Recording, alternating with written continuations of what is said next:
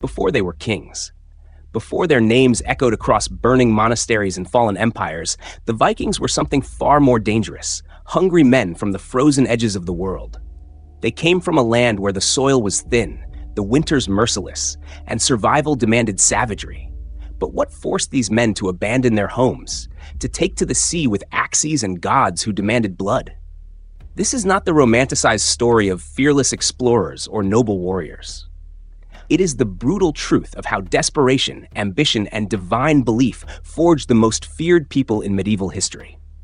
Stay till the end of this video, because by then, you'll understand why the first Vikings didn't just raid for gold. They raided for survival, and for something far darker. The first Vikings were born in a world carved by ice. Scandinavia was a harsh, unforgiving land, mountains that pierced the clouds, forests that swallowed men whole, and seas that offered as much death as opportunity. The ground yielded little. The winters devoured the weak. And as the population grew, the land could no longer feed everyone. Entire families faced starvation, and with no more fertile soil to claim, young men began to look toward the horizon.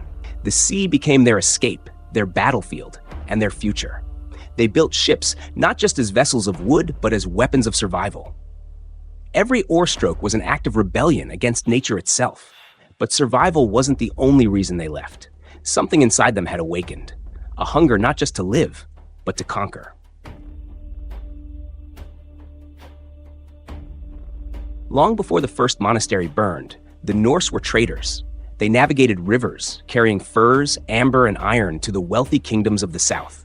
They met the Franks, the Anglo-Saxons, and the Slavs. They saw rich farmlands, golden chalices, and silk-robed priests. They saw what they didn't have. Trade brought wealth, but it also brought envy. The Norsemen looked upon these prosperous lands and saw weakness disguised as peace. Why barter for what could be taken? Why kneel to men who feared their own gods? It was only a matter of time before the merchants became marauders, before diplomacy gave way to destruction. And once that choice was made, there was no turning back.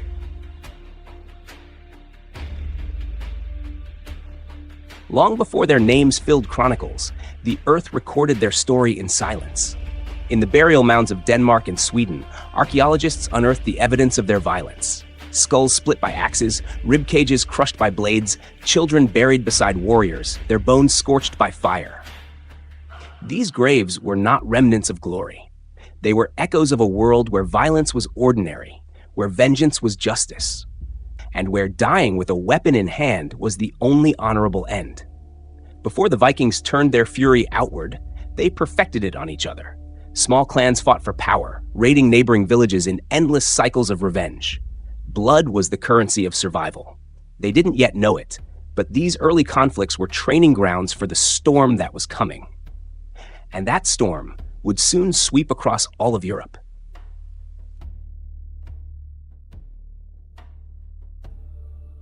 It began with a scream. The year was 793 AD, and the holy island of Lindisfarne lay quiet off the coast of England. The monks there lived in peace, copying scriptures, ringing bells, and praying to their god. Then, one morning, the horizon darkened with shapes no one had ever seen before. Longships, sleek and narrow, sliced through the mist. Warriors with wild hair and painted shields leapt ashore, moving with terrifying precision. The monks tried to flee, but the Vikings were faster. They tore through the abbey, seizing gold, silver, and holy relics, things they neither understood nor cared about. By nightfall, Lindisfarne was burning. Its survivors claimed demons had come from the sea. But these were not demons. They were men, cold, calculating, and desperate. And Lindisfarne was only the beginning.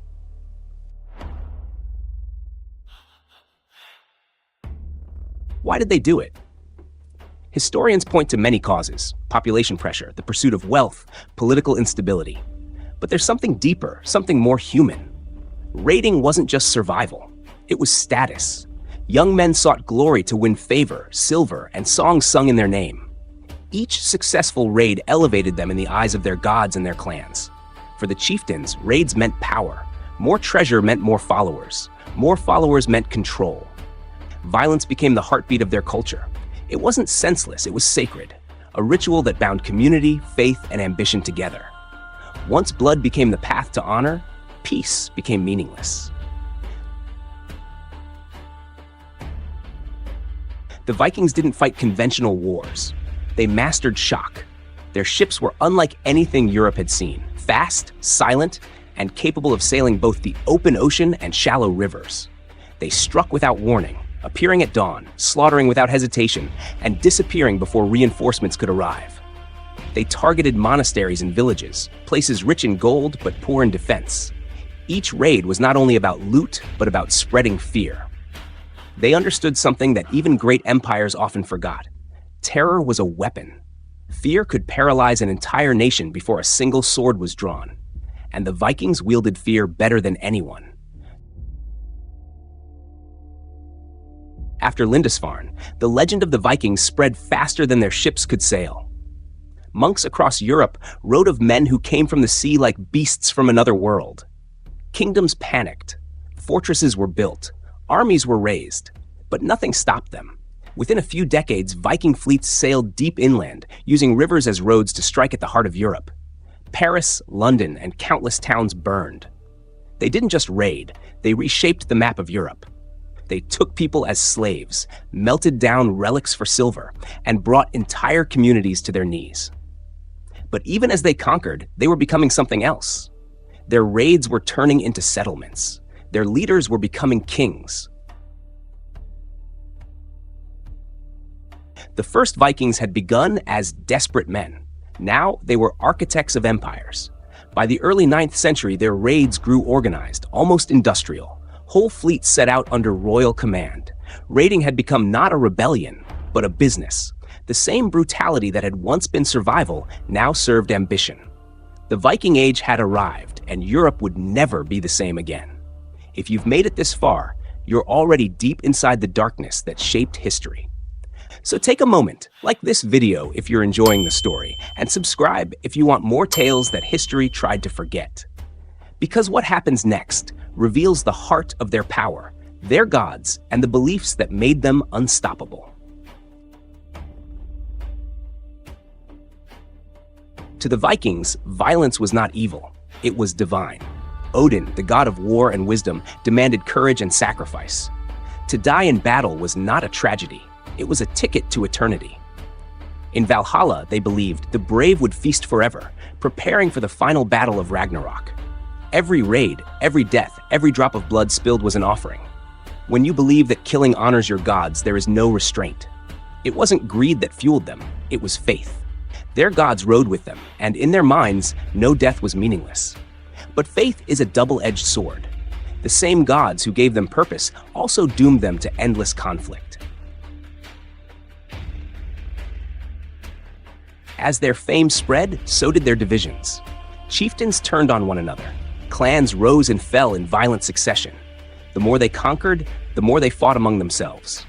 Wealth bred envy, and envy bred betrayal. Entire villages vanished in civil wars between Viking lords.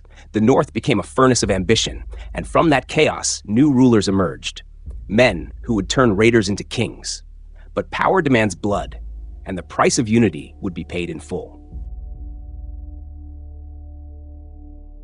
By the late 8th and early 9th centuries, raiding was no longer an act of desperation. It was an industry. Fleets set sail not from small villages, but from powerful kingdoms. Norway, Denmark, and Sweden became launching pads for empires. Their ships crossed oceans. Their warriors founded colonies from Ireland to Russia. Their culture spread through trade, conquest, and fear. The Viking Age was not a chapter in history. It was a reckoning. What began as survival had become domination. But domination never lasts forever. The very fear that gave them power also united their enemies. Kings across Europe began to adapt.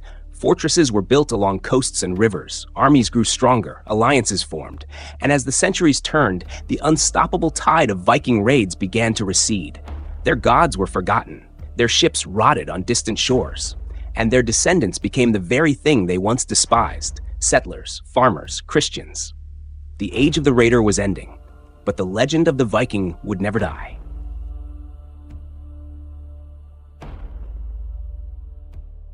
When we think of the Vikings today, we see horned helmets and adventure. But their true story is far darker and far more human. They were men forged by hunger, fear, and faith. Their brutality was not senseless. It was born from the need to survive in a world that offered no mercy. They taught Europe to fear the sea, to build walls, to never mistake peace for safety. Their legacy is not just in blood or gold, but in the echoes they left behind.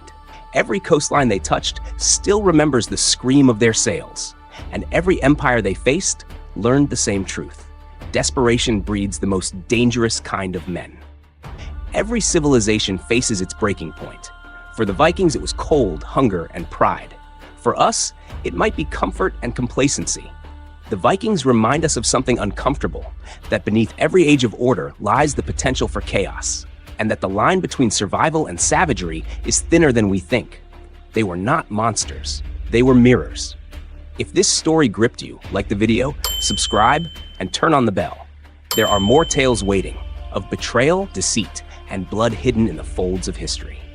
And when you're done here, watch the next video on your screen, where we uncover another story from the dark corners of the past. Because history never sleeps. It waits to be remembered.